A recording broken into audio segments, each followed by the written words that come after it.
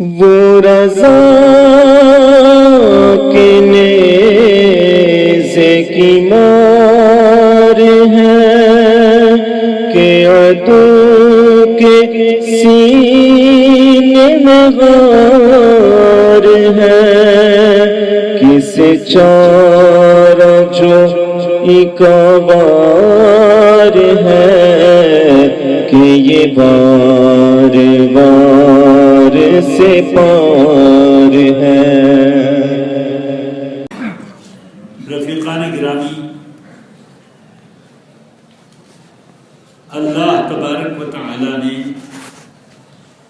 رمضان مبارک میں قرآن حکیم کو نازل فرمایا، یعنی اس کا نزول شروع ہوا ہے رمضان مبارک میں۔ اس لیے اللہ تعالی نے رمضان مبارک میں مسلمانوں کے اوپر روزہ فرض کیا کہ ادھر اللہ کے احکام اتریں اور آدمی روزہ رکھے، اپنی روحانیت کو تازہ کرے، تو اللہ کے احکام دل میں جگہ پکڑتے جائیں گے اور آدمی انوار و برکات کے اعتبار سے ترقی کی راہ پر رہے گا۔ اس لیے رمضان مبارک میں اللہ نے روزہ فرض کرتے ہوئے فرمایا کہ ہم نے روزہ اس مہینے میں اس لیے فرض کیا لعلکم تتقون، تاکہ تمہارے اندر پرہیزگاری آ جائے، تم پرہیزگار نیکوکار بنو۔ اس کا مطلب یہ ہوا کہ یہ مہینہ ٹریننگ ہے آدمی کی مذہبیت، دینداری اور ان کی روحانیت کی۔ 11 مہینے تک آپ کس کس راہ پر چلے، کیسے زندگی گزاری، وہ اب اس زندگی کا میں جو کچھ کمی گزری ان سب کی تلافی اور بخشش اور اللہ کی طرف سے نورانیت لینے کے لیے اپنے آپ کو اس مہینے میں تیار کریں۔ اسی لیے قرآن میں اللہ نے فرمایا شہر رمضان الذی انزل فیہ القرآن ھدی للناس وبینات من الھدی والفرقان، کہ یہ رمضان کا مہینہ ہے، یہ لوگوں کی ہدایت کا خزانہ ہے اور اللہ کی دلیلوں سے اور احکام کے دلائل سے بھرپور ہے۔ وہ قرآن اس مہینے میں نازل فرمایا گیا۔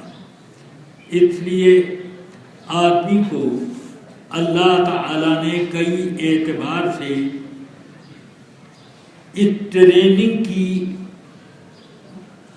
سہولت عطا فرمائی رمضان مبارک میں۔ اس لیے حضور سرور کائنات صلی اللہ علیہ وسلم فرماتے ہیں کہ رمضان کے مہینے میں شیطانوں کو بیڑی پہنا کر مقید کر دیا جاتا ہے، بند کر دیا جاتا ہے۔ آخر اس کی ضرورت کیا پڑی؟ یہی وجہ ہے کہ آدمی کو اللہ کی طرف بلایا جا رہا ہے، کھینچا جا رہا ہے، اور اس کے لیے رکاوٹ پڑتا ہے شیطان۔ اس لیے اس مہینے میں شیطانوں کو بند کر دیا گیا تاکہ اب کوئی آدمی اللہ کی طرف بڑھنے کے معاملے میں کوئی بہانہ نہ کر سکے۔ اب بہانہ کرے گا تو در حقیقت وہ جھوٹا بہانہ ہے، خود آدمی کے دل کے اندر شیطانی خصلت پیدا ہو گئی جس کی وجہ سے وہ خدا کی طرف نہیں آ رہا۔ اس لیے اب یہ بہانہ کرنے کا کسی کو موقع نہیں ہے کہ میں کیا بتاؤں کہ شیطان نے بہکا دیا، نہیں، خود آدمی اپنے سے گیا۔ اللہ تعالی نے رکاوٹوں میں یہ رکاوٹ بھی دور کر دی کہ آدمی کبھی کبھی یہ بہانے کرتا ہے کہ میں اللہ کی بندگی اس لیے نہیں کر سکا کہ روزی روٹی کا معاملہ بہت مشکل ہو رہا تھا، تو اس لیے کچھ عبادت میں کمی پڑ گئی اور اللہ کے احکام کچھ چھوٹ گئے پابندی کرنے سے، تو یہ بہانے کا موقع بھی نہیں۔ اسی لیے حضور صلی اللہ علیہ وسلم فرماتے ہیں جب یہ مہینہ آتا ہے تو یزاد فیہ رزق المومن، اس میں مسلمان کی روزی بڑھا دی جاتی، آدمی کو محسوس ہو کہ نہ ہو، مگر ہم لوگ تو محسوس کرتے ہیں کہ روزی بڑھی۔ اگر روزی بڑھی نہیں تو سال بھر میں جو چیز کھانے کو نصیب نہیں ہوتی تھی اس مہینے میں کیسے نصیب؟ سبحان اللہ۔ سال بھر میں جتنی خیرات اور لوگوں کو دعوت دینے کا اہتمام، بال بچوں کے کپڑے لتے جوتا ٹوپی یہ وہ سب کا خرچہ، گھر کی صفائی اور اللہ کی راہ میں بہت سارے خرچ، یہ سب کہاں سے ہوتا ہے؟ یہ سب کہاں سے ہوتا ہے؟ یہ اللہ تعالی روزی میں ایسا اضافہ کرتا ہے کہ آدمی کو پتہ نہیں چلتا کہ کدھر سے آیا۔ ہاں، اس لیے اب یہ بہانہ بھی کسی کو کرنے کا موقع نہیں کہ رمضان میں ہم عبادتیں اور روحانیت پیدا کرنے والے کام نہیں کر سکے، کیونکہ روزی روٹی کا مسئلہ بہت پیچیدہ تھا، اللہ نے تو بڑھا دیا۔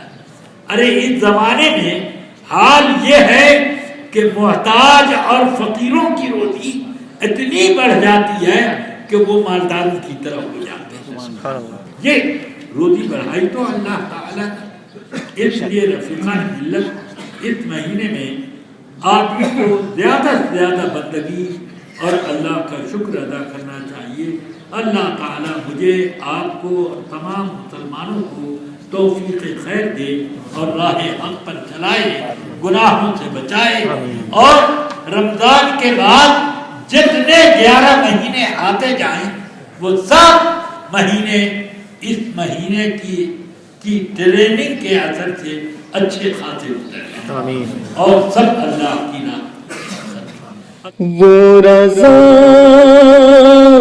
کے نیزے کی مار ہے کہ عدو کے سینے میں غار ہے، کسے چارہ جو ایکوار ہے کہ یہ بار بار سے پار ہے۔